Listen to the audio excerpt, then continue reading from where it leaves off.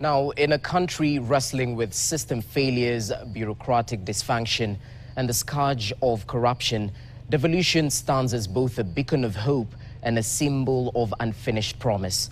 While far from perfect, devolution has definitely opened doors, bringing essential services like healthcare closer to the villages and giving ordinary citizens a taste of governance at their doorstep.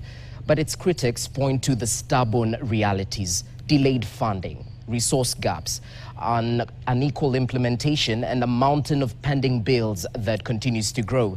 Now, reporter Esther Diana takes a closer look at the state of devolution, its triumphs, tribulations, and the road ahead. Take a listen.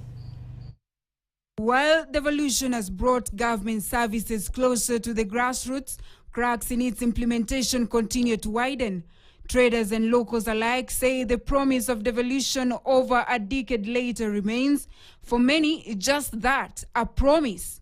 Consultants who are based in counties are not doing business with counties. Counties are doing insider tradings. Corruption remains the stubborn stain on devolution's legacy, a barrier blocking money from circulating in the local economy. Traders are now calling for action, including settlement of pending bills, cost of doing business to be lowered, and streamlined licensing systems. At the moment, doing business is high.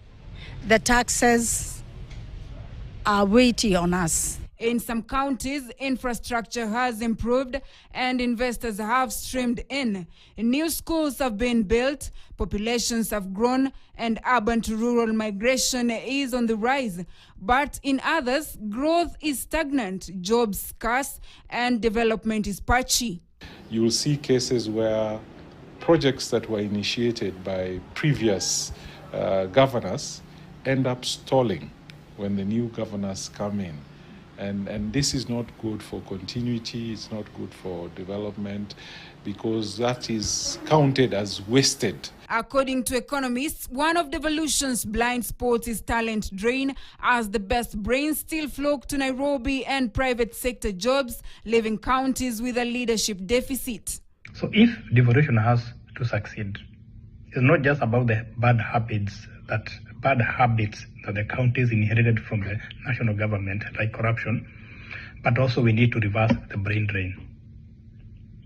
We need also to see devolution more as an economic issue, not a political issue. In the financial year 2025-2026 budget, equitable revenue shares to counties rose by 28 billion shillings, and as of July 2025, counties had received a total of 400 billion shillings, alongside 16 billion shillings in partner funding. Yet, on-source revenue stood at just 45 billion shillings, making 53% of the 87.1 billion shillings target. Pending bills remain a thorn, with 172 billion shillings still unpaid, largely due to late fund disbursements. Biggest problem in our realization is in the middle management levels. But these people in this particular cadre are the ones, some of them, who are failing some of these governors. Murang'a Governor Irungu Kangata has called for devolution of more functions, including roads, water, education, and fuel levy, claiming national government interference has turned service delivery into a political tug of war. Counties including like Wajir or Mandera, they have to bring all their documents from Mandera to Nairobi to request approval of expenditure. That takes time. Why can't you have an automated system?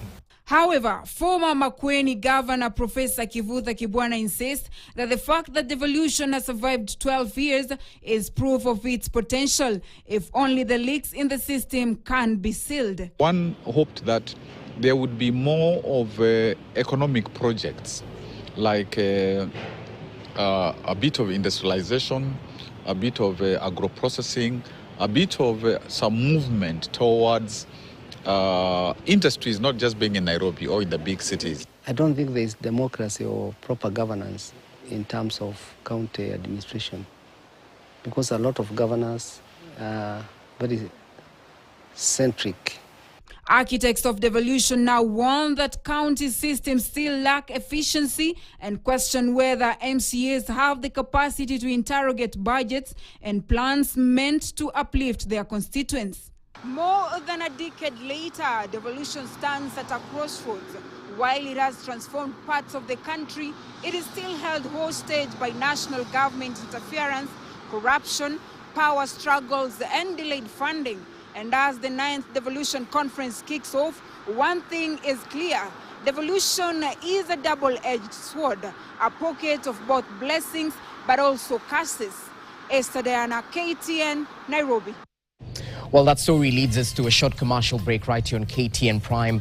But do stay with us. As we come back, we'll draw similarities and comparisons between this year's devolution conference hosted in Homa Bay County and the previous one that was hosted in 2023 in Uasin Gishu County. Not just that, the details on the tug of war between Inspector General of Police Douglas Kanja and the National Police Service Commission, all to do with the police payroll. This and more coming up. Stay with us.